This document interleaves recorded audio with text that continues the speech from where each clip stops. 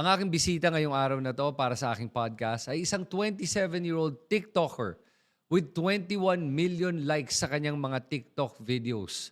At siya ang isa sa mga pinaka-fastest growing TikTokers ngayon. Ang ginagawa niya ay binibigay niya sa atin at kinukwento niya sa atin yung kanyang mga pinaninindigan, pinaglalaban at mga pinag-iisipan sa mundo ng politika sa ating bansa. Ito si Gabe Pineda. At nakaka-impress siya dahil kaya niyang i-explain yung mga complex issues sa mundo ng politika sa loob ng 1.5 minuto. At ngayon, makikilala natin siya para marinig natin yung kanyang mga iniisip lampas sa 1 minuto at kalahati. Ito si Gabe Pineda. You know, sometimes I just want to go with the flow here. But for the ones that don't know, I'm sure you guys have seen Gabe Pineda. And he talks about politics. Kaya nagustuhan kong invite si Gabe dahil nakikita ko isang sa kabataan natin na, you know, alam na yung mga nangyayari sa buhay, nangyayari sa mundo ng politika. And this was something na gusto ko talaga makita ng karamihan nating kabataan. I want you know, you inspire a lot of the youth, which is good. Thank you. Not just the youth, pati yung mga ating mga mas nakakatanda. Young at heart. The young at heart. So which is good and it gives me hope. Kasi naalala ko when I started talking about politics, sobrang konti lang ng mga voices that are talking about and defending what is right. It was so difficult. So, and scary, mind you, that time. Yeah. So today, I am hopeful. Because I think the number one quote that really inspired me was that for the only thing for evil to triumph is for good men to do nothing, Yeah. right? And if we don't speak, if we don't take up space, I wouldn't call us good people, Yeah. but like people fighting for things that are important. If we do not take up space, other people will. Right. Yeah. You know what's interesting about that, ano? Kasi napansin ko that yun na nga, it's not about good or evil per se. no. Actually, politics nga to begin with should have been more this side versus that side. Oh, so we have the same objective pero ito yung pinaglalaban, ito yung akin. It's just methodology. How do you Exactly. approach something? Pero today, politics is so different. It's so polarizing, actually. Yeah, it's not just polarized. It comes to a point where it's kind of like a good and evil na nga unfortunately. Totoo. And para sa akin, it doesn't really take a genius or a discerning person to see na we're fighting against something. Yep. And we're it's actually good versus evil. Yeah, but how do you, yun nga mahirap ano, right? When you talk about that, parang, so you're all good and we're all evil. Is that what you're trying to say and we're trying to say? No, I guess what I'm trying to say and trying to make people understand is that there is something that we call objective truth. And Right. no matter which part of the aisle you are, you cannot deny that bad things are happening, regardless if you fight for the same things that I'm fighting for or Yeah. not. It wouldn't take a genius to understand that what we're going through right now as a country is not good, and Yeah. it's not what the Filipinos deserve. Yun. So, what's the difference? Like, I'll tell you, one of the biggest differences I saw is, for example, sa Senate pa lang, there was a time when you would watch senators, they would debate. And, you know, you could take both sides when in a debate. And you could actually say, no, I can kind of see his point. Yeah. Oh, yeah, I can see his point. No, he's good, he's not. And, okay, maybe I'm more of a liberal or I'm more of a conservative or a Republican, whatever it may be. Now, it's literally like, oh my God, wait a minute. You're fighting for somebody who mamamatay tao for all intents and purposes. Yun yung pagkatao niya. How are we defending this? I think we've come to a certain point wherein all lines of morality are now blurred, and not all lines, I would say, pero I think the previous administration did a really good job trying to desensitize people with violence. And para sa akin, I don't know to which level people understand na kapag may namatay, pag may namatay na tao, it's just a number. It's literally just a number. And when we were going through like the evidence and documents in the ICC, Yep. and people were saying, ganitong number lang pala. 77 lang pala, 67 lang pala. You're telling me 67 lang is just lang? Yeah. One life is too much. Yep. One life is too much. And Ako personally, kuya, I don't have anything against people that are standing on that side of the aisle. It's just that I wish a lot of people understood na yung mali siya, regardless of who you support. Beyond the killing, for me, it was this na parang ine-excuse na rin nila lahat ng mga abuses. The corruption, the abuses, turning a blind eye. And literally, I'm not even turning a blind eye. They know that the Dutertes are very corrupt, and very abusive. Kitang-kita mo nga on cam with the latest tirade of VP Sara and also with Pulong, yung, threatening to kill somebody. Yet, they parang sa kanila, okay lang yon basta bigay mo sa akin yung seguridad na hinahanap ko at yung kapayapaan na hinahanap ko sa ginagawa niyong pagpatay ng tao. Tatanggapin ko na lahat yan.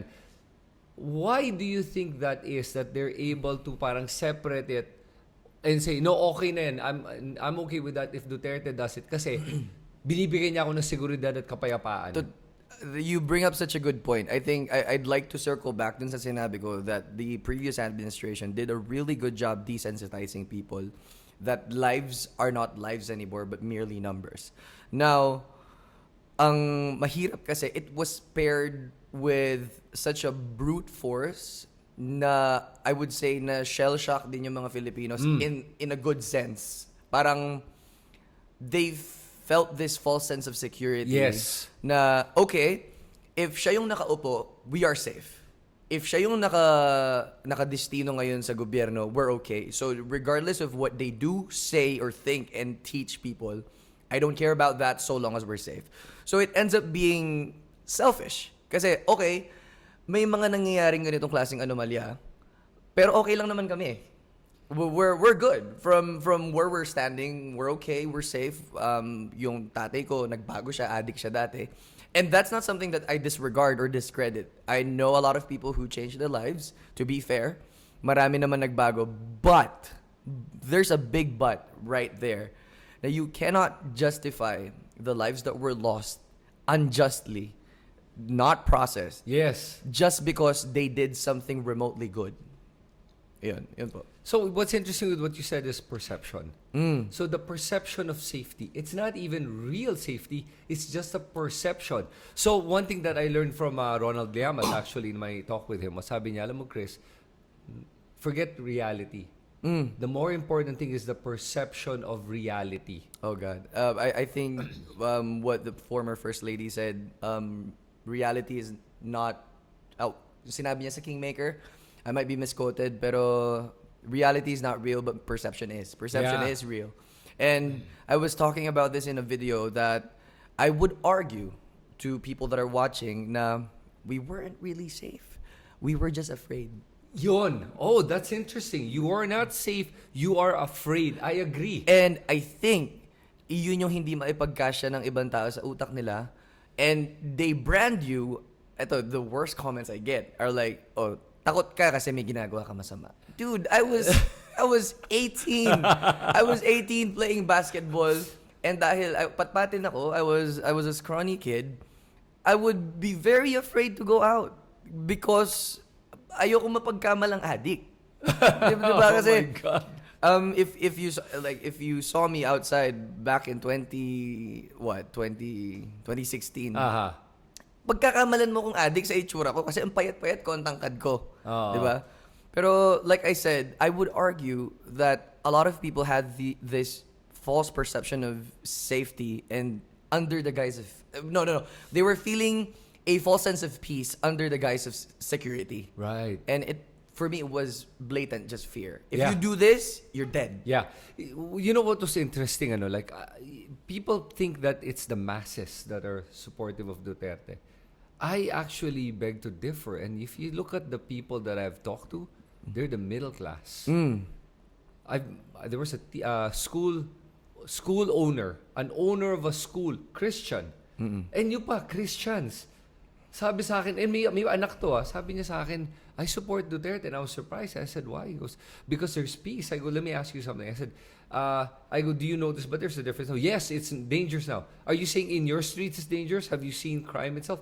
No. Okay, so what are you basing it? I'm seeing all the news. Okay, sabi ko, but do you know data is more accurate compared to news? Kasi Exactly. news highlights or sensationalizes certain things. And with fake news, sometimes they're even posting videos that are not even really happening now. Exactly. You were talking about statistics and data, right? I don't know if a lot of people know this, but in 2016 to 2019, the crime rate was higher by 77%. 77%. The police force were, I don't know if that's correct, you can fact check me on that, but the crime rate was significantly higher by percentage. And people were reporting more crimes to the police than they are now. I am not a fan of this administration. I be very clear. I want to be very clear na ayoko yung administrasyon na to.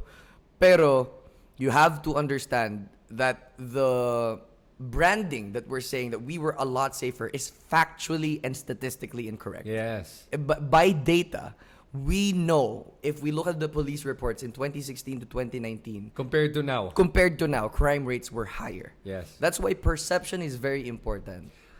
But the argument would be that pero nung panahon ni Pinoy, it was much higher. Yeah. And it went down panahon ni Duterte. And that's why, totoo po yun. That's why I think that a lot of people really resonated with President Duterte before kasi the change was so massive. Yes. And overwhelming that you either hated him or loved him very much. And I know a lot of my family members and family friends that were, I would say, part of the EDSA revolution, and they Yep. were activists from when they were young. And then when President Duterte came, it was different. Parang nag-iba yung tono ng political landscape. I would beg to make the case that the Dutertes changed the political landscape of the Philippines forever. Yes. And the way we perceive people who are actually trying to do good because of like propaganda and because of things that they are saying to the media and how we were conditioned to think na it's yellows versus reds and I keep saying that I wouldn't call the Dutertes like the tumors themselves, but like the mindset that they've cultivated and perpetuated with when they were sitting, and even until now, Yep. a lot of people are still going through that deconstruction, I would say. That's why this election brought me so much hope, Kuya. Yeah.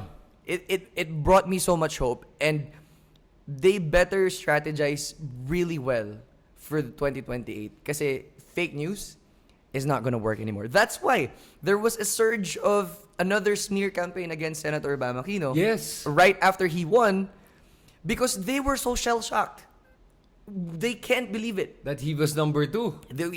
Let alone number 2. He won and let alone number 2. And I'd like to bring up a good point. I wouldn't call it a good point. I'd like to bring up a point na one of the things that I learned during this campaign is to never really trust the surveys. Para sa akin, I am a statistician by education. Okay. Kasi I studied psychology, so we take up statistics. And I couldn't help but question really the integrity of the polls and surveys kasi in 2022, it almost accurately predicted who were gonna win. Top 1 si Robin, for sure. Diba? And then in 2025, it was so good that it really convinced us that we had no chance of winning. Yes. That's why the victory was so much more sweeter kasi no one expected we would win. Ang sabi nga ni Senator Kiko dun sa victory party niya, kahit top 13 na lang. Oh. Sabi niya, kahit top 13 na lang. Imagine being in the top 12 to 17 for the Right. rest of the campaign. And by average, that's like top 15 at Yep. best. At best. Bigla nag-top 5 siya. Yep. Akbayan, who was nowhere in the top 14, number one. that is why, kaya nga sabi, ang jokes na lumilipad ngayon is that ang dami nawalan ng trabaho sa mga survey firms. And I think they heavily underestimated the grit of the youth. Kasi ang daming 2022 youth non-voters who were part of the campaign of Ma'am Lenny that were so eager to vote now. Ah. So 2022, ang dami natin during rallies, actually. Yes. That was one of Yes. the most baffling things that made the defeat so much more bitter. Yep. Kasi you see these rallies. Yes. Like, how many were we sa Pasig Laban? A million? A million. A Each million. one was a million to 1.5. The most was a million, right? About more than a million. In Pampanga, we were 220,000. Right.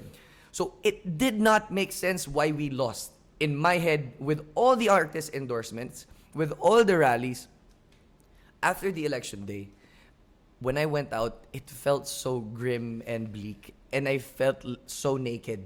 Yeah. Parang lahat ng tao sa paligid ko kalaban. Yeah.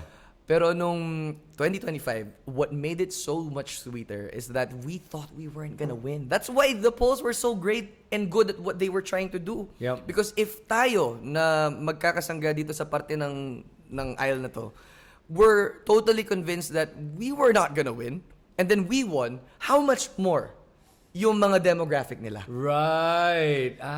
Okay. Pero I'll tell you, there's a part of me that still believes that there was massive cheating that happened in 2022. Oh, yeah. Statistically speaking, if you look at the number of new voters that suddenly appeared, it was 10 million. And then the margin that BBM won by, it was around not the make sense. same number. And even statistically, you're talking 2-1. Ibig sabihin nun, for every 3 people, 2 are going to be for BBM. And I'm like, am I in an echo chamber where when I talk to people, it's not 2-1. It's not every 2 person is going to be 2 for BBM and then 1 will be for Lenny. It didn't appear that way. Exactly. But having said that, I remember that time. I actually, when the votes came, you felt really bad. Everyone were crying. Everyone remembered where they were during that time. I was going to do a live because I knew people wanted to hear something and I couldn't. It was so devastating. I couldn't come out on cam and I was like, I can't do it. Last election, this election, the midterms, I went live for 14 hours straight. Oh wow. I watched the numbers like all night. Kasi I was that traumatized by 2022. Wow. And I know that people were like commending what we did during the live stream na ang sipag, ganito, ganyan. But for me, it was a self thing. I wanted to make sure that we won. Yeah. I could not live with myself if after all the efforts, resources that I've put into this campaign and then matatalo, I just couldn't bear the thought. But were you expecting them to win? I was not. Exactly. I was not. So I you were doing it. I was pretty sure that Senator Bam was gonna win, especially after the Iglesia endorsement. I felt like at best, here's my honest take. At best, I thought Senator Bam was gonna be top 11, top 10, for sure. Pretty sure na papasok siya. Okay. That's why I was shut up. Like, nanahimik talaga ako for 5 minutes and I was just crying when I saw the numbers top 5. And I was actually convincing myself na, may Mindanao votes pa kasi. Sasama pa yan. Papangit pa yan. Papangit pa yan. May Visayas votes pa kasi. Papangit pa yung... And then it stayed. Marcoleta and Ping Lacson were fighting for top 6. Kiko stayed at top 5. Yeah. And I was just bawling my eyes out. And during On live? On live, I was like crying. Not like bawling, pero like crying nonstop. Excuse me. And it was such a healing moment, to be perfectly honest. Kasi, Wow. and then, as I was saying, kahapon kasi nasa podium yung celebration ni Senbam. Noong 2022, it felt very naked and exposed na feeling mo kalaban lahat. Pero pagdating mo sa podium, you can say hi to everybody, congrats po sa atin. It was just, this election was healing.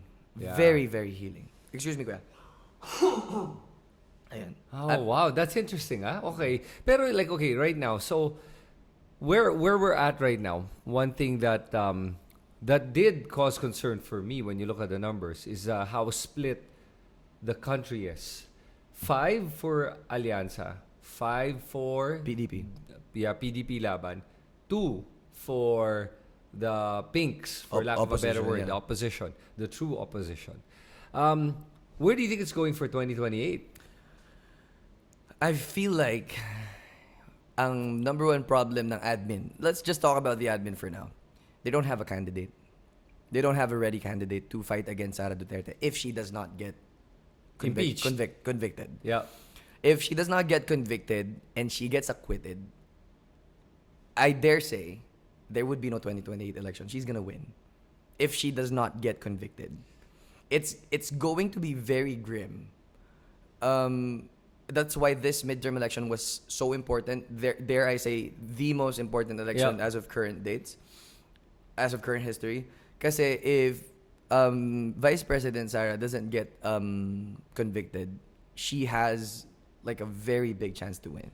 Kasi that's not just gonna get her sympathy votes, but that's gonna empower them a lot more. And it is proven that the Dutertes are a lot more powerful when they're the underdogs. That's how they won. And they've created this perception that they are in fact the underdogs when they're not. They're not at all. They're not- Makapangyarihan ng mga Dutertes. They're not the underdogs. Not at all. And I would say that Filipinos, it resonates with most of the Filipinos. You know why? Kasi we have such a deep empathic nature. Tayo mga Pinoy. So I would say that the Dutertes are capitalizing on that. Na ang mga Pinoy, very empathic sila towards people na inaapi. Sila nga yung nang-aapi. Yun ang nakakatawa eh. It's shown over and over and over again. Harap-harapan ng pinapakita sa'yo na nang-aapi sila. Yet, people still don't believe optics. You know what Robin said nung before mag-start yung election? Napilayan po kami. Argabyado kami. Kasi nawala yung ulo namin eh. Kinuha yung ulo namin. So that's sort of like the perception that their slate has been perpetuating talaga na they're the underdogs and Filipinos love God. underdogs. And eto, on a side note, I think one of the pivotal items of media that was so important during Duterte's run in 2016. It's very, hindi ko pa sinabi to kahit kanino. I think it was the General Luna trope. Oh my God, really? Ah? Kasi Wow. General Luna came out in 2016 and a lot of people watched that with Yep. Sir John Arcila. And I think people put two and two together and like, okay, General Luna, Duterte, we need that. We need that kind of leadership. And until now, hinahanap pa rin nila yung kamay na bakal. Kamay na bakal, kamay na bakal, kamay na bakal. And unfortunately, it only works if it's them. It's a political branding that puts them in power and makes them stay in power. Right.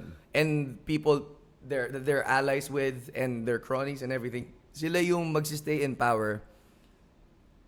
Yung political brand nila dun lang gagana kapag sila yung nag-ano. Yeah. You know what's interesting about that? Kasi pag nakita mo, no, there are a lot of problems that we're facing right now na because of the Dutertes. A lot of the things we're experiencing is because of them. Yet, they come across nga as this underdog and everything. Pero, maybe for me, ganito. Why do you think that they are the only ones who are able to capitalize on this branding? Why are they the only? That's an interesting question. But what makes them so unique that it only works for them?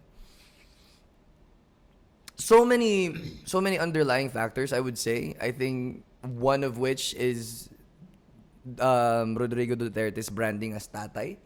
I think it really gets parang it makes the people weak on the knees. Parang Tatay Digong, di ba?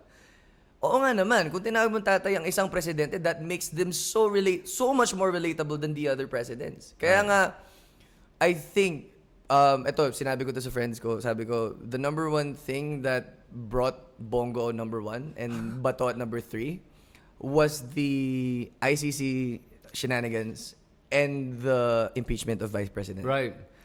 Yun yung nagbuhat. Kasi they barely did campaign. Yeah, They yeah. barely did campaign, but they're 1-3. Yes.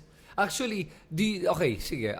So a couple of issues that you touched on that I wanted to actually comment on. Number one, regarding the ICC and then the impeachment, the way I see it, the timing, I'm okay with. But I understand why They're upset. they're upset. At the same time, I understand also why BBM did not want the impeachment to happen right away. Timing because of the Elections the coming in. He wanted to secure More all the seats. seats. And I agree with that politically. The problem was he doesn't control Congress. And what I do like about the admin is that they say, Congress, wala tayong hawak dyan. Hinahayaan nila.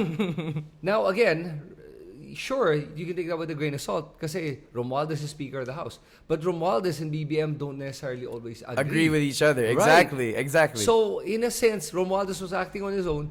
BBM, it's a hands-off. I call him the hands-off president. Not because he wants to be, but because he's not, he doesn't like to work too hard. my friend Justin Dizon, shout out sa'yo, Justin. You said the exact same thing. He's a very lazy person, lax Yeah. person. Kasi he just wants the glitz and glamours of being a president. Yes. And to be fair, all he wanted was to really clean the name of the Yes. Marcoses. Yes. And that which I think he's almost succeeding at. Yep. Minus the perception of the Duterte Duterte supporters. I think we did not expect much, but he's doing a lot more than we expected. Parang Set the bar so low, that anything that's bare minimum above the bar by a little bit, it's commendable. Right. Parang ganun. Kasi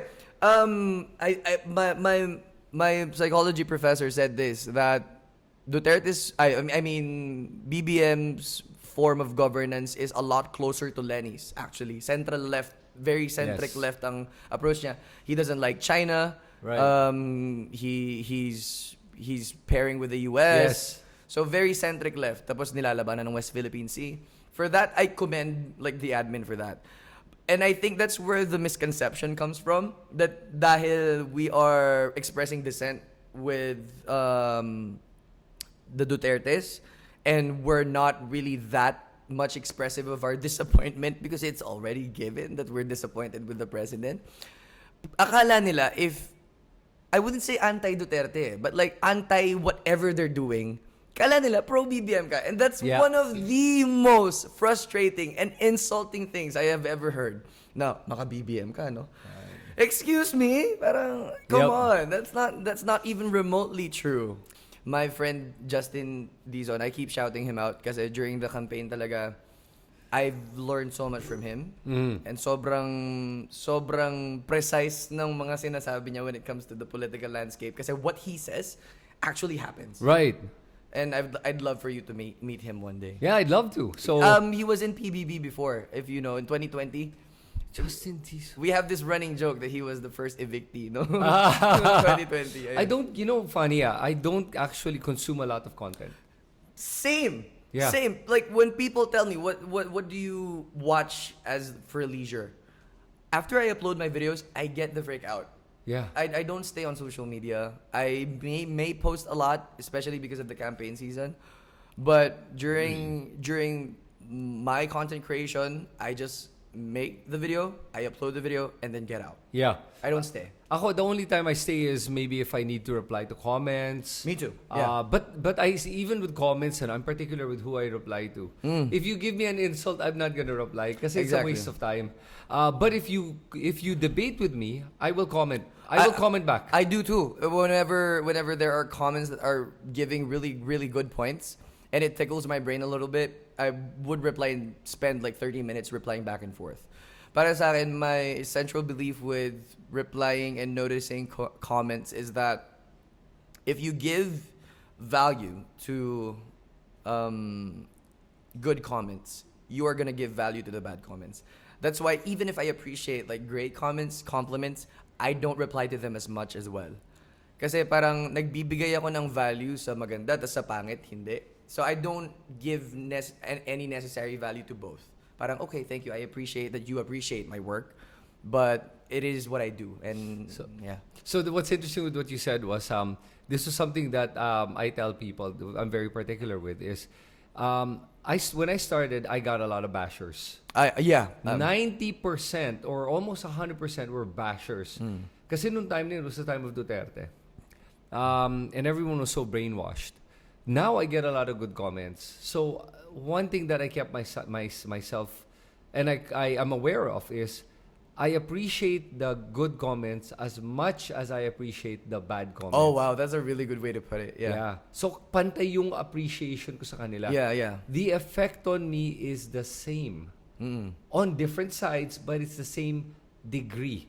And Yeah. it's important to do that to keep yourself level-headed. Exactly. Otherwise, you will start it Lalaki will ulo get mo. you. Totoo yan. Totoo po yan. I guess to your point, what I was saying is somewhat close to that. Yep. Parang what I mean by I don't hold any value to it Yes. is that I don't want it to let in my head. Yes, to Ayoko get into you. Yeah, to get yeah. into my head. Kaya I don't necessarily hold value to the good comments as well. Yes. I appreciate them. Like really I do. And they mean so much to me, I guess. But I do not hold value sa kanila. Kasi if I do, I would credit that to myself. And in return, grabbing that kind of appreciation and like praises and grabbing them for yourself, it will set you up for pagiging mayabang. Yes. And I think my mom did a really great job setting me straight, keeping my feet on the ground, and my fiance as well. Na do not ever think that you are invincible. Right. And that is the problem with everyone in power. Not everyone. Majority of people in power. Of people, and we're not just talking about politics. Yeah. Power is also influence, right? Sure. Power is influence, like money. Like Yep. a lot of people that I know that we call influencers are like very much desensitized with these kinds of things, that they think that they are above everything else. Right. And it's so frustrating to like see people on action na whenever they treat people not the same level. Yeah. I would say parang even just the way they talk to Yes. to waiters, service crew members, fast food pump attendants, it would tell you a lot about a person, like the way they interact. What I notice is that a lot of people that so especially in politics, everyone starts off good. Exactly. They want to do good. And at one point or another, I don't know, pero siguro naman, even the Duterte started out with trying to do good. With I believe Digong that. Duterte, I want to make my country crime-free. That was his mantra. But somewhere along the way, he started to believe in his own hype. Yeah. Then he had illusions of grandeur and started to believe he was God. And what's dangerous about that is that when you lose your why, your why you started in the first place, you will start believing that even the things that you do wrong are right. Yes. And that's dangerous. Yes. Kasi when you do not keep yourself in check, when you don't have people to keep you in check, you will start to believe that even the things that you do that are wrong, like plain and simple wrong, are right. Which is where we're at now. Yeah. Kaya look at how It translated to their supporters. yeah, not Actually. just the supporters, their kids. Look at their Yeah. kids, how they behave. Sabi ko nga, the reason Sarah is the way she is because of her whole life, everyone was afraid of her father. Her whole life, the day she was born, everyone was afraid of her father. Nobody would dare criticize her father. Nasanay siyang ganon. Ini-embody niya na yun ngayon. Yes. Ini-embody niya na yun ngayon. And even like with the initial hearings that she had with the confidential funds, it's almost as if she was telling the people there that, why are you asking me? Yeah, parang you have no right and I didn't do anything wrong. That was the scary part. She really believes it, yeah. She didn't do anything wrong. Exactly. When she fabricated all the names and just gave away the money to whoever. And funny nga, I always have this anecdote that I keep repeating the story because I don't really want more people to hear. When I was taping in Manila Hotel in the Penthouse for a show that I was doing, I remember I was talking to the staff and I said, grabe sino nag-rent ng Penthouse ng Manila Hotel. Ang mahal nito. It was the whole floor. It was like 5 times, 7, 8 times the size of this condo. It was massive. And then the waiter goes, sir, si ano po, VP Sara. Ha? Yeah, they would rent this for a week. Oh God. Oh God, talaga. I go, for what? So I'm like, oh my, yan yung mga nagre-rent. I'm like, oh my God. So, and then when the confidential fund issue came out, they were spending how much per night on mga safe houses? I was like, oh my God, alam ko na kung saan yung safe Sa house. Manila penthouse pala. Penthouse sa Manila Hotel po. Tsaka sabi ko talaga. So, which was interesting that they are now, we're living in this nightmare where people are so polarized. And good and evil, you can't even tell anymore. And That's why I said the line between morality is so blurred. Like what's good and what's not. Not for us. I mean, I'm always gonna be set in what I believe as right and wrong.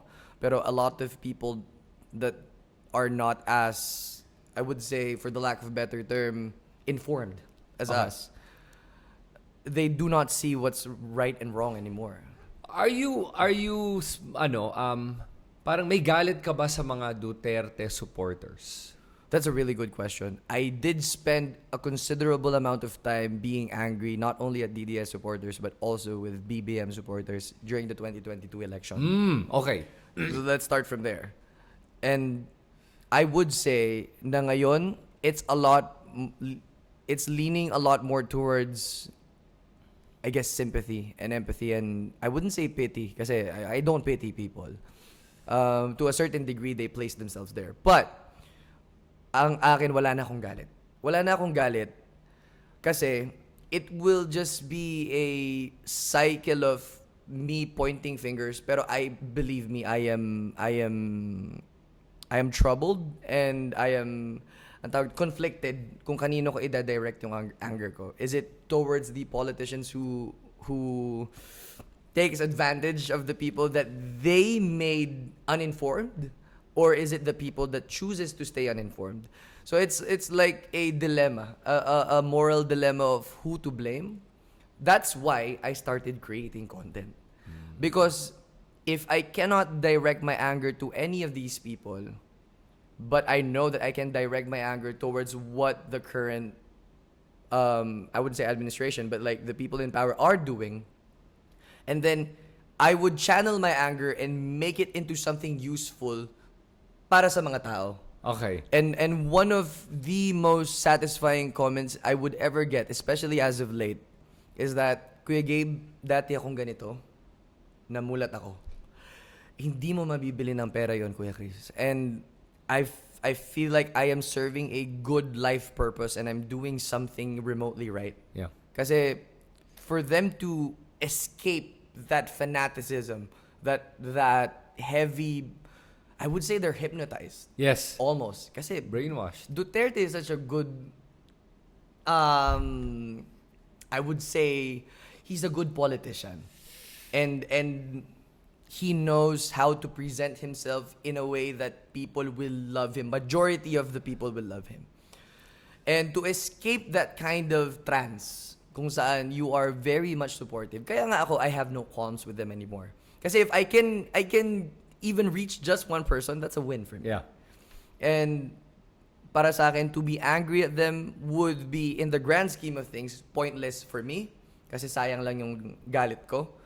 And I would much rather channel that anger into something else. So two things you said right there was interesting. Number one, pointless. Yes, kasi if you're angry at somebody, they're not gonna listen. Exactly. Number one. Number two, when you're angry, who are you hurting? Myself. More than anyone. Myself. You're the one, they're living in your head rent-free. Exactly. And the content that you create sounds angry. Yon. And if you're offensive, the initial response would be defensive. Yeah. Diba? Yeah. Defensive ang stance To nila. reject it. To reject what it. you say. So, That's one of the things that I love about your content. Kasi I aspire to be as persuasive as you whenever you create content. Kasi parang ngayon nga medyo baligtad siya eh. Kasi at first you started out, kagaya ng sinabi ko sa'yo kanina off the record, sabi ko, di ba, I was kind of like feeling you out, Yeah. whether you were on our side or not. Kasi nga very, I would say, impartial ng pagkakasabi mo na. It was more of how you said it than what you were saying noong 2022.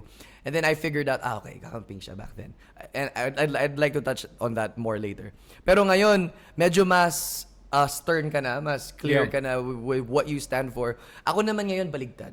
Kasi a lot of people don't know this. That's why I get a lot of accusations na bigla ako nag-politics. But in 2021 to 2022, I was writing political content on Facebook. I was writing political content. I was making videos on the side.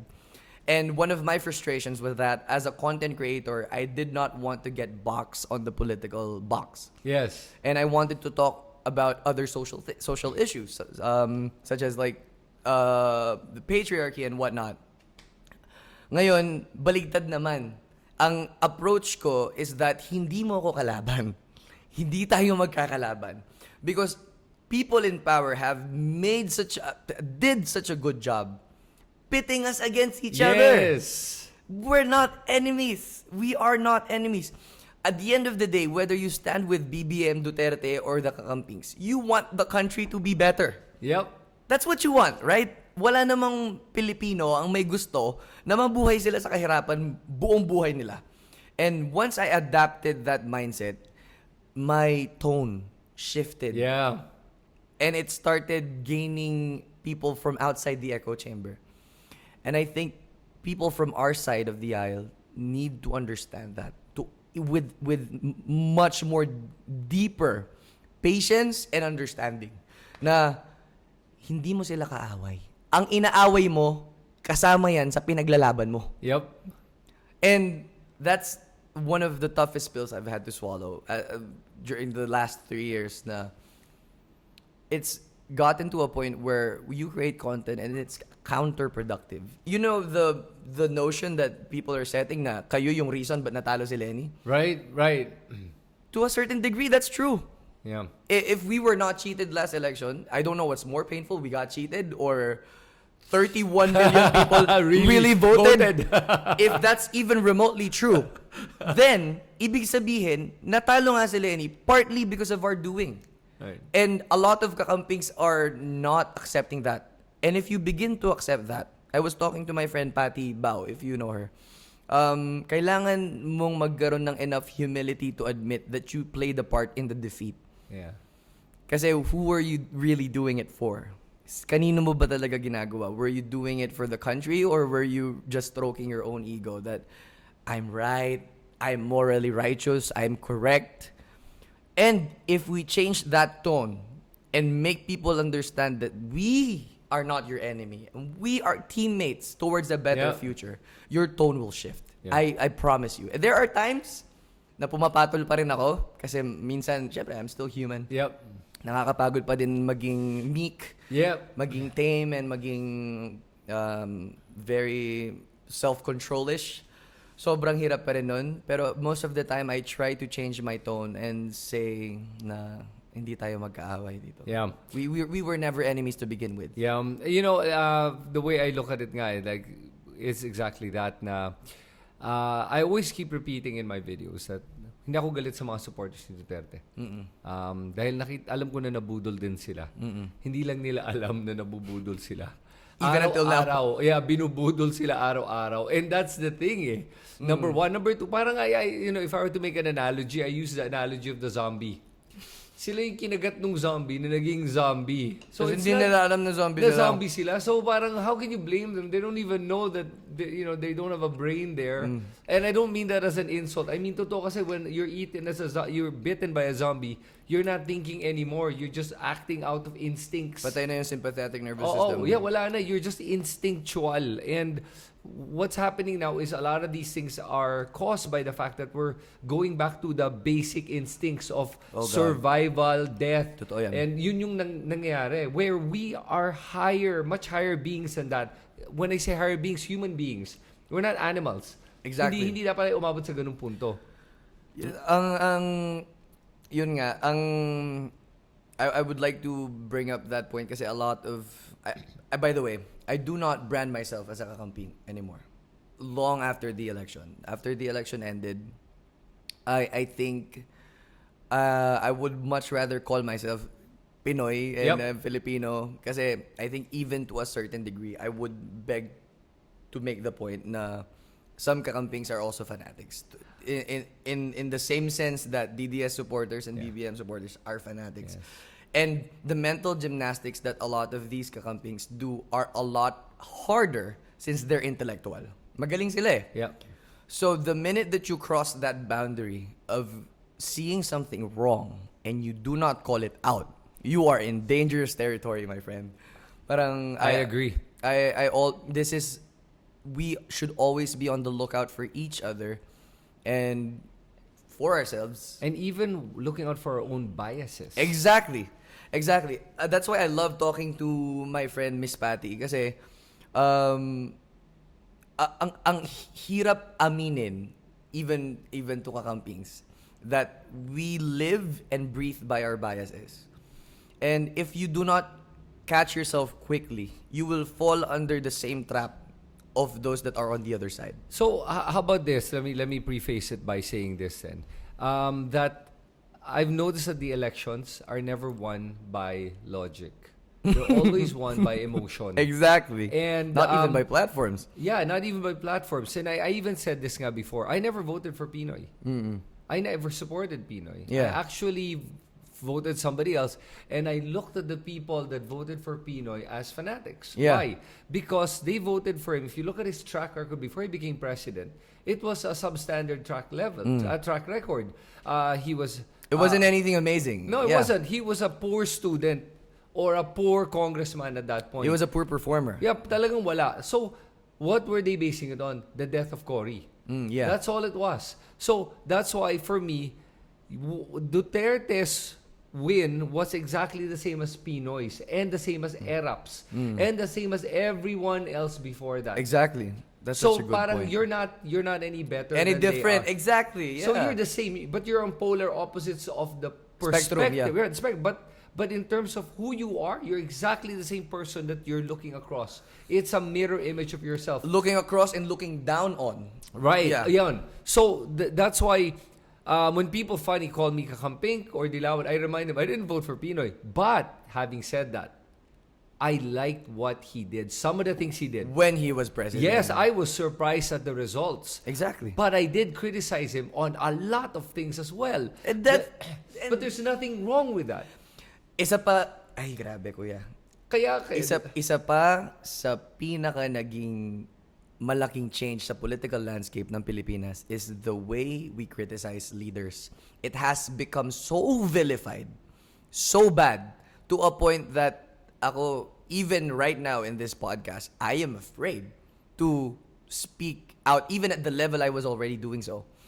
Kasi napalitan talaga yung branding ng aktivista and ng pag-express ng political disappointment when in fact it's our civic duty for our Yes. country. It's not bad.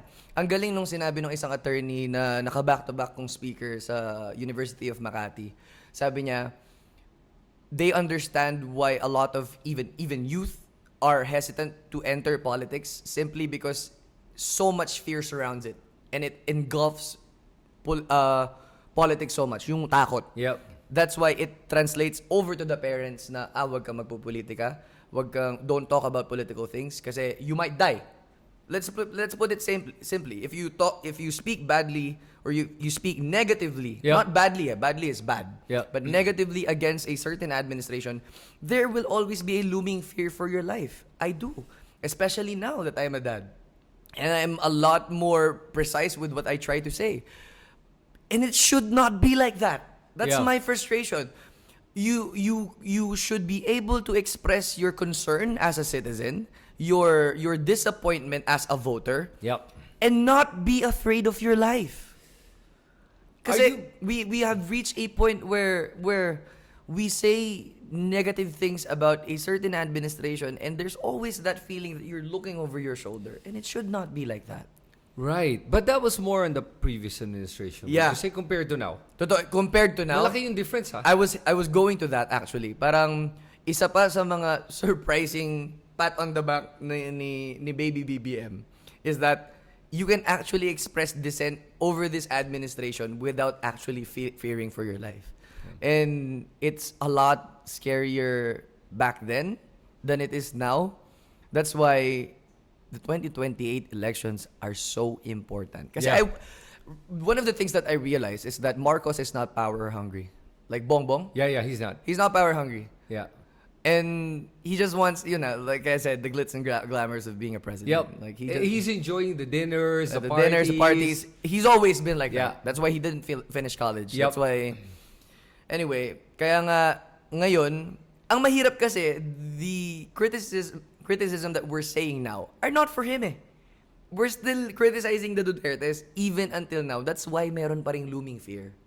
Kasi kahit naman kinikriticize ko si Bongbong ngayon, mas marami pa rin ako nasasabi patungkol sa mga Dutertes. Kasi nga, they're still doing a lot of bad things. You know, funny, like somebody said to me, tapos na nga si Duterte, he's not in power and you keep talking about him. I'll say the reason we keep talking about him is because their troll army is trying to disseminate so much fake news and trying to create this savior image of him. In an insane amount of content you see online is to try to propagate this lie. Propaganda. It's literally propaganda for Duterte. That's why you have to combat that propaganda with the same amount of truth, same amount of content to be able to negate all of that. Ang dami talaga.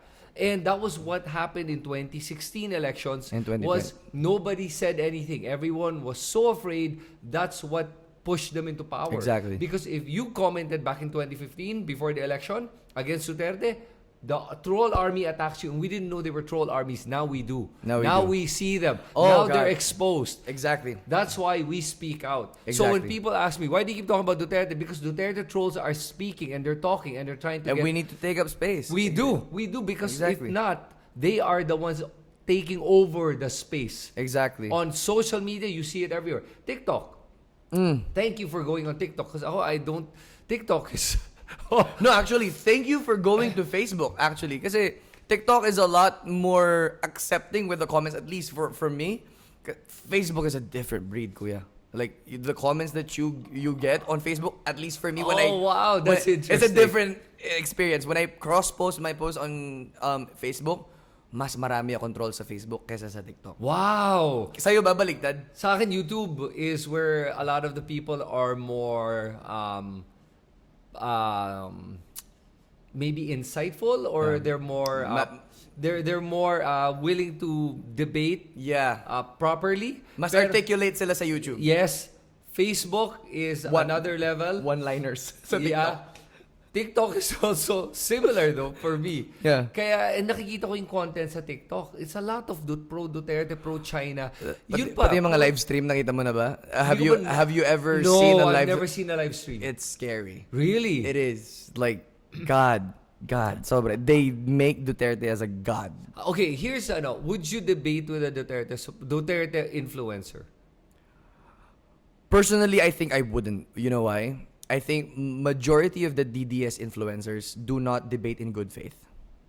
That I've experienced that time and time again. I have this debunker, quote unquote, that's been debunking my content for over a year now. And I gave him the chance. I responded to some of his videos. Pero I just know that he's not doing it in good faith and sobrang intellectually dishonest. Ang hirap makipag-debate sa isang taong intellectually dishonest.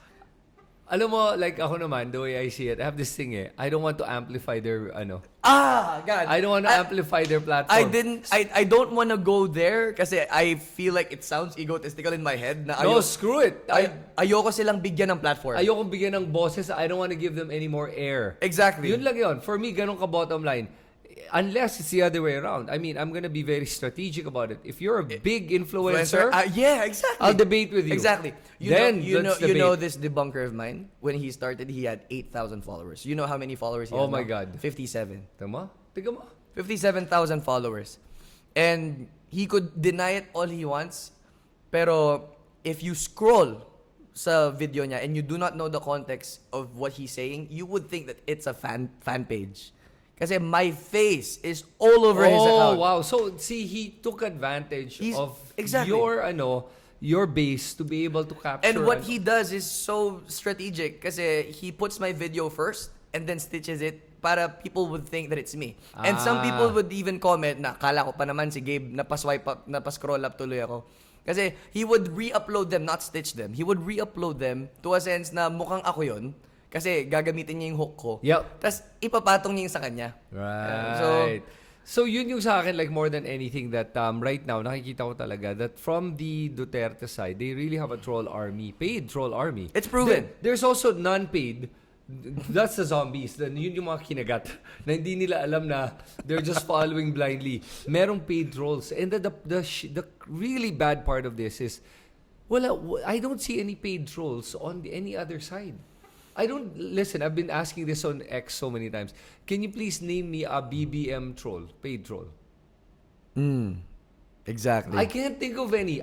Although I know some of the BBM influencers, but they're not paid. I know these people. They're not paid. They're big. I know who they are. I can name you a couple. And talagang they debate with me on things even before BBM1. They would debate with me. I'm okay with that. That's why I think ng 2022 talaga ang gumana talagang makinerya was the Duterte. Yes, exactly. Which propelled BBM to where he's at. Exactly. Now, that's what's attacking him. Okay. So, the irony of things, pero for me, ito lang yan looking back now, sige, this is a good question for you. You think if Lenny was president, it would be any different? or how would it be different? Or how would she have handled the Dutertes?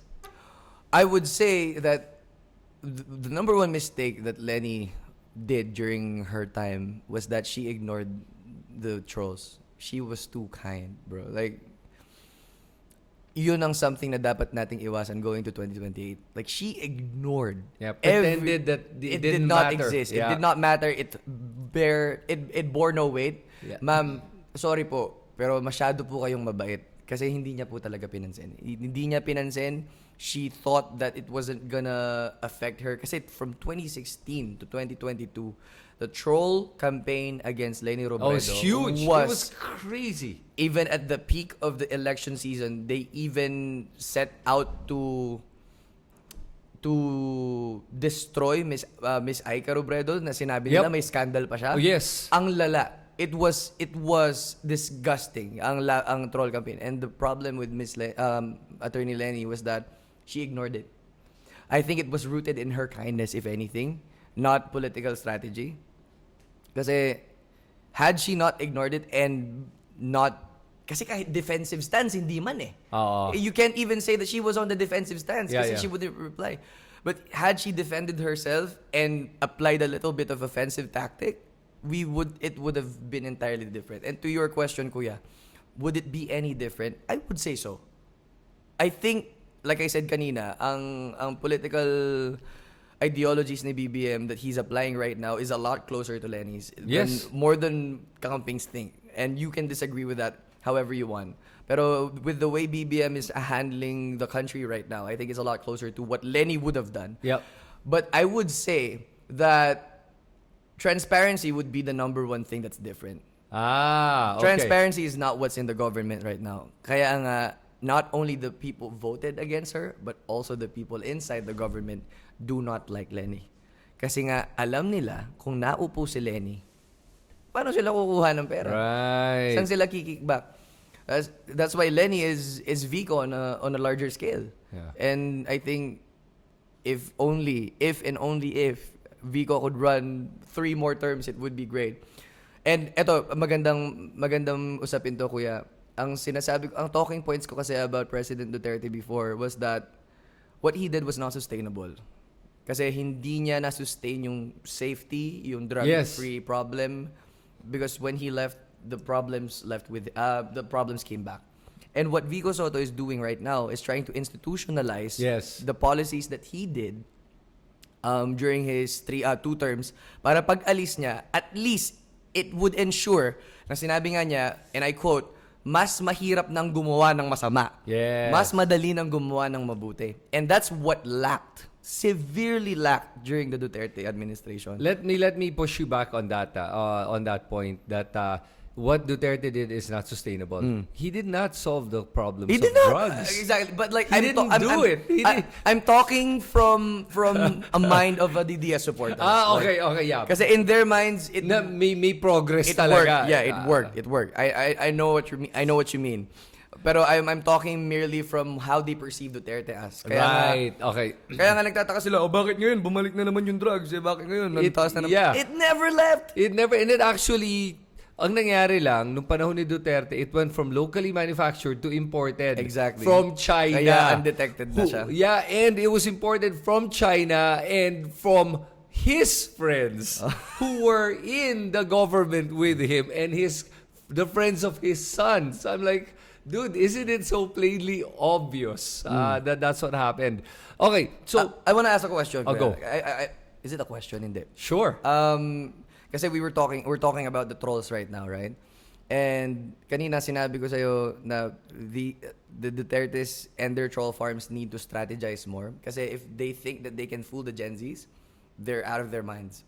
And if they think they can even come close to fooling the Gen Alphas, they are way out of their mind. That's why ang trend, ay grabe na, I get emotional thinking about this. Like the trend that where the voting behavior is going to is that hindi na sinong bubuhatin ng ganito, sinong bubuhatin ng ganyan, sinong bubuhatin ng youth. Because that's what's gonna happen in 2028. And if they do not even try to brainwash the upcoming youth voters, kasi ang dami pang Gen Z non-voters, kuya. Ang dami pang hindi umabot sa quota. And so may papasok na Gen Z non-voters sa 2028 and may papasok na Gen Alpha voters sa 2028. And just imagine, with I wouldn't call it like a all-out victory, pero we take what we can. It's not what we expected, but it's more than what we expected. With Kiko and Bam winning, I think it set the stage of how the trend is gonna go over the next few elections. Kasi if they do not strategize for the Gen Alphas and Gen Zs, they're not gonna win. And I think it sparked so much hope in me. Kasi parang all this time, iniisip ko, wala na yata talagang chance ang Philippines. And I think in our lifetime, kasi I'm a very, very pessimistic person. I'm a heavily pessimistic person. I've been saying, like for the longest time, that I did all those campaigns and I helped in the campaign merely for my conscience. Yes. So that I can sleep properly at night. Pero ngayon, kuya, iba. Ngayon, nabuhay yung hope ko that the Philippines is not hopeless after all. Kasi nga, we forgot about the anger of the youth. Pagod na sila eh. Umay na sila eh. And kaya nga sobrang nakakatawa. It's more amusing than threatening with how the propagandists are reacting ngayon. Yeah. With what they're doing to Bam and to Manay Laila and Kiko. Kasi halatang threatened sila. Yes. Oh my God, what have we done? That's how it sounds like na we forgot about the youth. We kept surveying these people na tanders na ganito ganyan. Nakalimutan natin yung mga kabataan. They think that the mindsets of the parents would translate to the young people. No, not even. Kasi that's what happened to a lot of millennials, I think. Na ang mindset ng nanay at tatay ng mga millennials na Gen X, it easily translates over to the millennials. I couldn't confidently say that, but I think may ganong klaseng phenomenon. I have no sources, pero I think mas madaling na influence ang millennials with their parents, but not millennials to Gen Zs. Yeah. I think there's some truth to it because, for example, one of my volunteers Yeah. is a millennial. And he is the only one in his whole family that's anti-Duterte per se. Everyone else is so DDS. It was hilarious. And he would tell me, I go home and this is this awkward thing because they know I'm volunteering for you. Pero on a personal note, kuya, how do you think your stance affected your run as a counselor here in your city? I don't think it affected it. I think if ever it affected it, probably Positively? Yeah, kasi remember that the support of the Dutertes is primarily in Mindanao and overseas voters. And not in NCR. Not in NCR. Look at the numbers. Nawindang ako sa Canada. Yeah. Kuya. Nawindang ako sa Canada. Grabe. PDP sila. Pero overall, North America. Yeah. North America is more BBM Yeah. and Kakamping. Yeah. Just because you're trying to put the political lines compared to DDS Yeah. in North America and South America. Pero in Europe and in Asia and in Africa and LAV, all of them DDS. I was surprised. But again, when I say DDS, I'm just using the terms that they like to call themselves. I'm Yeah. not doing it derogatorily. Yun ang gusto nilang tawag sa kanila, so I just call them what they are. Yeah. With having said that, I wanted to know, like, sige, so now moving forward, Sarah is going, if she doesn't get convicted, she's gonna get vindicated if she doesn't get convicted. And people don't know that non-conviction doesn't mean she's not guilty. That in the Senate impeachment, it's literally a political exercise at this point. Exactly. So the problem is, regardless of what kind of evidence you show, if people are going to vote according to party lines and according to affiliations, she won't get convicted. Exactly. But they're going to use that messaging. Hindi siya na-convict, therefore, hindi siya guilty. She's clean. Malinis siya, hindi siya corrupt in their minds. So we have to be very sure. Kasi non-conviction equates to Innocence. Oh, so we have to be very clear with that messaging to make sure that the DDS trolls do not capitalize on that and take advantage of that and brainwash people to believing that she's not guilty. Number one. Number two, I'm still hopeful that she's gonna get convicted. What is your advice? Sige, moving forward to that, what is your advice to BBM, since he's the president for the next 3 years, on how to deal with this existential crisis called the Dutertes? I really call them an existential crisis. I think we have one threat. It's I think at this point, my advice to BBM, which I think he already is doing, the only hope that we have in, I wouldn't say eradicate, it's awful, pero the only hope that we have for standing against the Dutertes is for us to coalesce. That's the only thing that I see. And if BBM is too prideful to see that, they're gonna lose their political survival. I think to a certain degree, I think kakampings are now starting to understand that we also need the admin slate to stand a chance against the Dutertes, kasi they are the most powerful family in the Philippines. I dare say they are. Not with wealth, but with influence and power. So I think the only chance that we have against them is to coalesce. And kasi nga, kagaya ng sinabi ko sa'yo kanina, wala silang candidate. Yeah. And the role that BBM is playing, kasi I doubt after this election, I think it will really be between kakampings and the Dutertes. Kasi wala na silang political hold sa mga bumoto sa kanila eh. Yes. Kasi the term budol is already there. Yeah. They felt betrayed. Like the DDS camps felt betrayed because they were parang at the end of the day talagang gotcha na sila na nakuha sila ni BBM. So I don't think that anyone from their party, unless they groom Tulfo, I guess.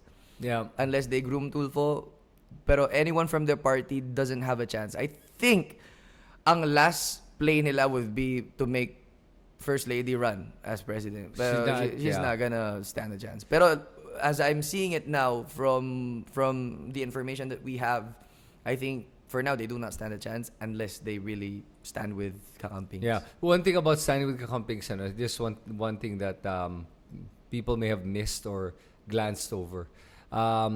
When the Pogo issue was happening, Risa was the one who stood up against Pogos. Isa pa yan, Kuya, actually. Before you continue, sorry to cut you off. Isa sa mga naging integral parts of why it was a lot easier, even if it's not, for us to win this midterm election, was the eradication of the Pogos. Kasi, napansin mo ba, tumigil yung mga nagte-text sa'yo? Yeah, absolutely. Absolutely. Nawala sila. Yeah. And nung nawala ang mga Pogos around the same time, tumigil din yung mga unknown numbers, tumigil yung mga nagte-text. And I think a lot of the troll farm machinery got weakened, napilayan sila nung nawala yung Pogos. So, having said that, one thing that I did appreciate was that BBM listened to the Was people. supportive of Yes, and listened and did the action necessary to take out the Pogos in the Philippines, number one. Number two, when that Chinese national, did you hear about this one? The Chinese national that was trying wanted to be Filipino citizenship, and all the senators voted to give him the Filipino citizenship, even with the shady background that he didn't declare. He did not declare it, so he was not forthcoming when it comes to the information. Tapos falsified pa yung BIR documents. Riza said no. She was the only one who rejected it. BBM vetoed. So BBM and Riza are on the same side on two major issues already. For the past year. Yeah, so for me, that's what I'm seeing that at least kahit papano. Well, I would argue 3 kasi pati yung West Philippine issue Oh stands, yeah, West Philippine Sea, sure. Yeah, so nakikita ko dito talaga nangyayari is that if that's the type of politics we're going back to, that's good. That there is just a discussion or a debate on different perspectives and magdebate tayo, okay na yun. Because that's how politics should be. Like, not where it is now, that it's a matter of life and death. God, I can't believe it took us this long to get to this point. Pero totoo nga na ang politika, it's not about you're bad, I'm good. It's about we're both trying to achieve something for the benefit of the Filipino people. And I may not agree with you in a lot of issues, but we may agree on this one. Yeah. Ang nangyari kasi ngayon talaga, kuya, patayan in the literal sense Yeah.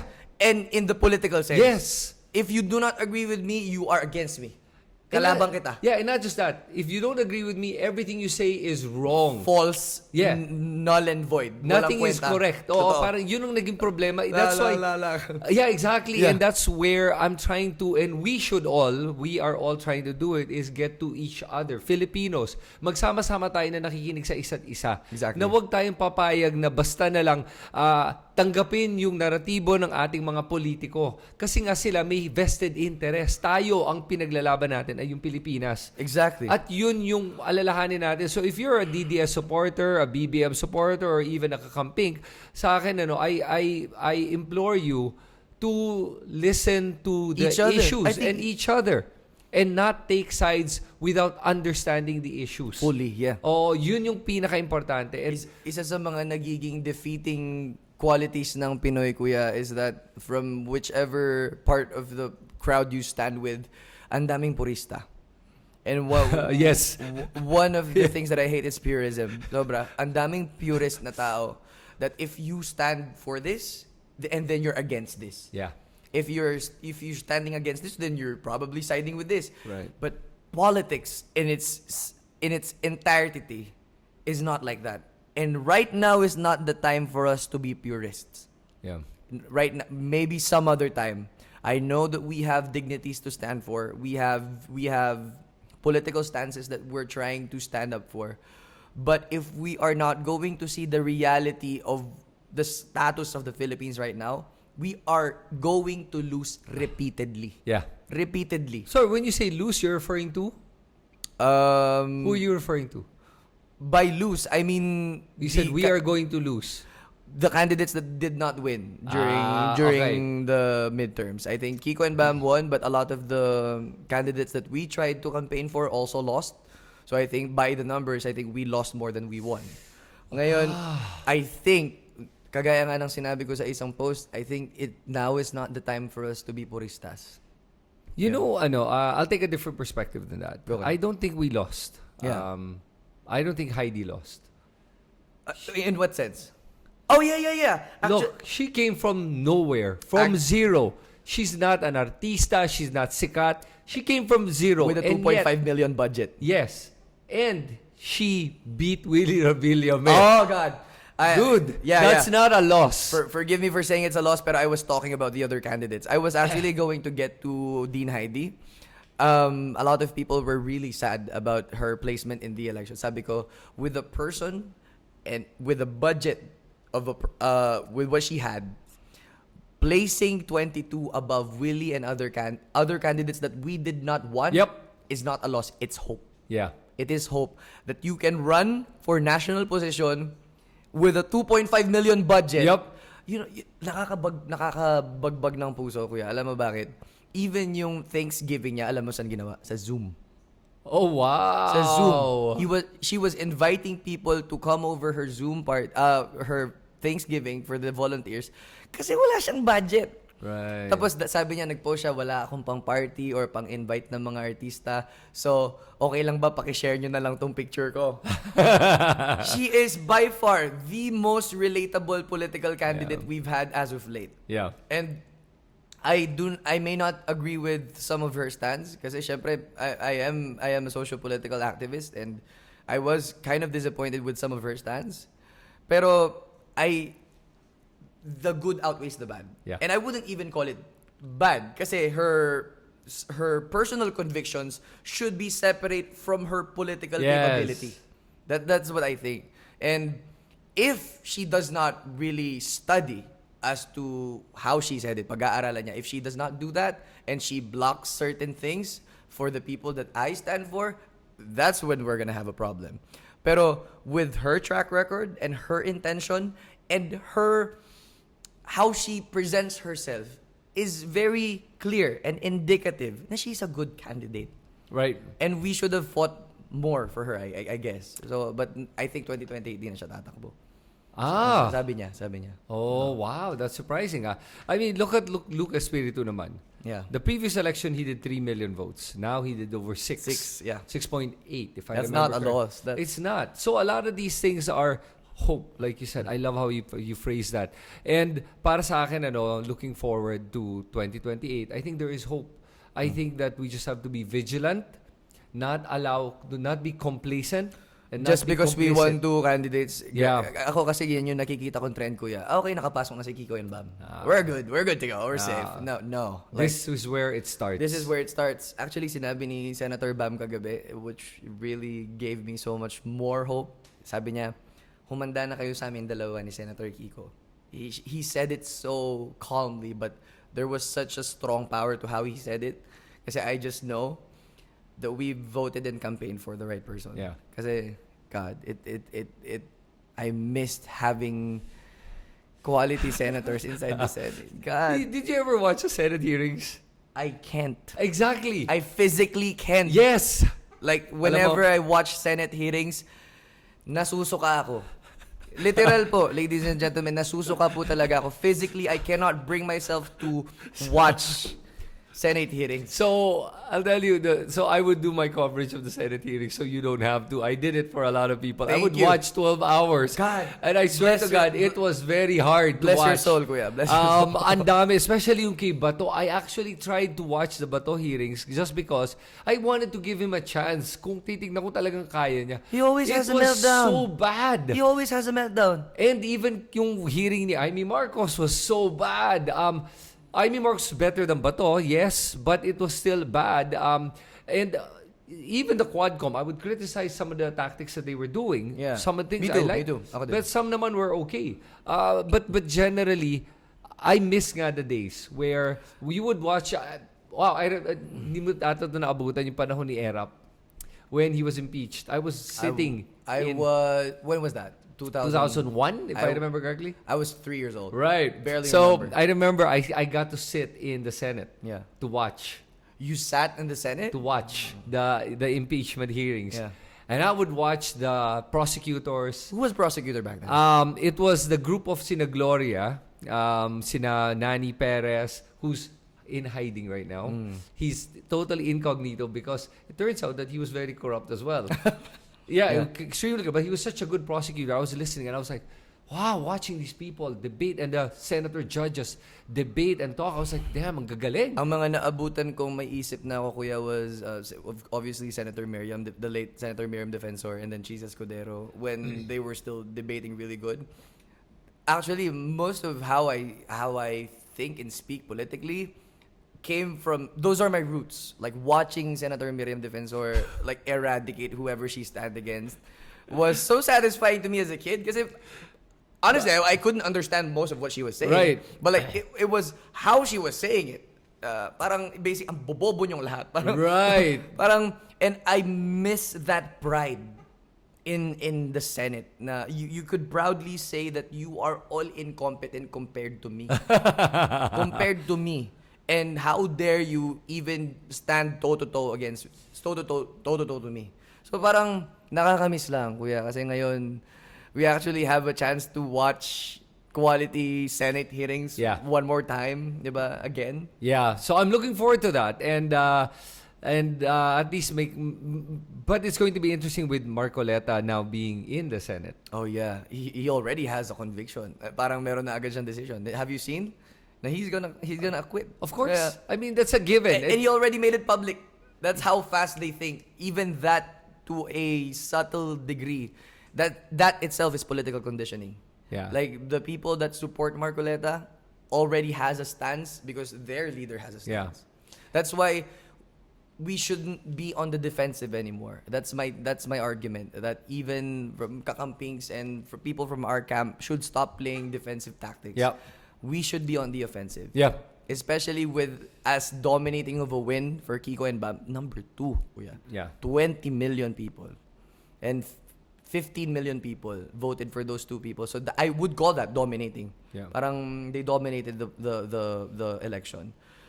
Kailangan nating mag-strike while the iron is hot, and we cannot keep playing na hindi kami ganito, hindi kami kayo ganito, kayo ganyan, kayo ganito. Yes, Kayo. yes. Point the finger back at them because Yeah. they keep pointing the finger, and I keep saying that that's the prime example of gaslighting, which the Duterte camp is very good at. Everything that they are, they point the finger at you every single time. Na may ginagawa sila, they'll say you're doing it while they're doing it, and people are like, being gaslit, and they don't even know. You know the funniest thing I've ever gotten from the confidential fund issue, it's like an admission of guilt as well. Kasi, kung pinoprosecute nyo si...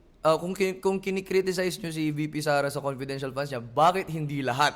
Yeah. So, them wanting for other people to be criticized for the confidential fund is an admission of guilt already. Yep. Na aware ka. Yes, na may maling ginagawa. Aware ka. I know. It doesn't take for a person like you and me to understand that there is an anomaly. You do not even need to hate the Dutertes. You do not even need to be an anti-Duterte Yes. to notice that. That's what's frustrating to me. Kasi para sa akin, even the elections, kuya, sabi ko nga doon sa isang post ko sa Facebook, choosing shouldn't be this hard. The candidates are there. The platforms are there. Why is it an uphill battle? How did we go to this point? How have we come to this point? Paano tayo naging ganito bilang bansa? Na ang mali nagiging tama, ang tama nagiging pangit. ang mabuting kandidato kina-question, ginagawa ng smear campaign, ang masamang kandidato pina-prop up. So, choosing shouldn't be this hard. Isa, hindi qualified artista. Well, props po sa inyo mga botante na talo majority ang mga artista. Yep. I think that deserves a win. I think, kagaya nga ng sinabi ko, I think criticizing people for voting against her. Kasi even Aljur in my city lost. Natalo din siya. Oh, wow! Yeah, natalo din siya.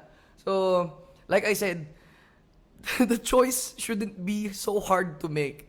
And the question lies within, how have we come to this point where it seems such a difficult choice when it's not even the same shade of colors, but a black and white. It's Yeah. as easy as choosing from black and white. What's your message for everyone watching, regardless of who they support? Para sa akin po, I think, regardless of who you support, kagaya nga po nung sinabi ko kanina, we are on the same boat. And that boat is the Philippines. And regardless if you wanna swerve left or swerve right, we always want to go sa isang direction lang po. I wanna publicly apologize if ever my content has offended you in some point or to some degree. But please know that I am doing it out of the purest intentions of my heart. Lalo na po ngayon, na tatay na po ako, na whenever you see content creators such as myself and Kuya Chris, they are not to demean you or to belittle you or to insult you in however you think. Pero it's that kami po, regardless of who wins, I think we're gonna be fine. Yeah. Yun yung lagi ko sinasabi. Kasi I'm not that well off, pero I can afford things. And I'll be fine regardless of who wins. So why am I even bothering to do this? It's for the people who won't be fine regardless of who wins. And marami po sa mga sambayan ng Pilipino ang hindi naman din po magiging okay kung sino-sino lang ang manalo. Kaya po, we're trying to do the best that we can with the platform that we have, the resources that we have, to at least shed light on the things that matter. And again po, hindi po ninyo ako kaaway, hindi nyo po kaaway si Kuya Chris. And I hope magsama-sama po tayo sa iisang cause na mabuhay tayo sa isang version ng Pilipinas na deserve natin. Hindi lang deserve ko, deserve mo, pero pati po yung mga magiging future generation. Ayun. Okay. And with that note, Gabe, thank you so much for what you do. And I hope that it inspires more Filipinos and more of the youth to speak out kasi we do need the numbers. collectively there is power in that. Yeah. And the power is really with the people. You know, Yeah. wag natin kakalimutan, hindi yung kapangyarihan na nasa ating mga pinuno, kundi nasa ating mga Pilipino. At wag nating ibibigay lang yon ng Ng ganun ka, basta-basta. at ganun ka na tinatanggalan ng halaga. Dahil sobrang importante ang ating kapangyarihan na to. Gusto ko lang sanang idagdag ko para sa mga youth din na congratulations po sa atin that we showed up for our country this elections. Maraming salamat po sa lahat ng mga kabataan na ginamit yung listahan na in-upload ko, sinend sa mga parents. Sa atin po yung panalong ito and I hope that we keep this momentum. Nanalo po tayo, oo. But the battle has just started. Yun. The playing field has just leveled pero we did not won anything yet. Yep. In the grand scheme of things, marami pa po tayong trabahong kailangan gawin. And yun lang po. Sana kabataan pa rin talaga ang pag-asa ng bayan. Yun. I was beginning to hate that quote. To be honest, I was beginning to hate that quote kasi it wasn't apparent anymore. But now, nung election talagang nakita natin na kabataan nga yung pag-asa ng bayan. So, thank you po sa pagbibigay po ninyo ng tiwala sa platform na meron ako. I will do everything in my power to take care of it with utmost grace and humility. So, salamat po. Salamat. Ayun, with that, thank you so much, Gabe. I appreciate your time, man. Thank you, All Kuya. right, sige.